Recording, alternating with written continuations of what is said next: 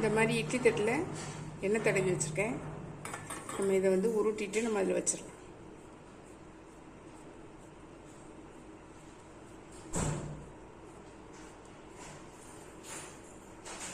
இந்த மாதிரி உருட்டி நம்ம இதில் வச்சிடலாம். இதே மாதிரி எல்லாத்தையும் உருட்டிட்டு காமிக்கிறேன். எல்லாத்தையும் நல்லா உருட்டி வச்சுட்டேன்.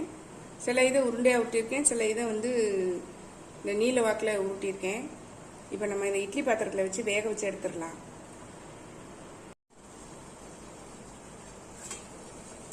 தண்ணி நல்லா கொதிச்சிருச்சு.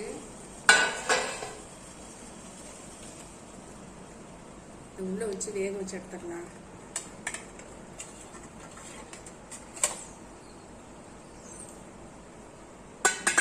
ஃபைவ் மினிட்ஸ் வெந்தால் போதுங்க. ஏற்கனவே வெந்த மாவு தான்.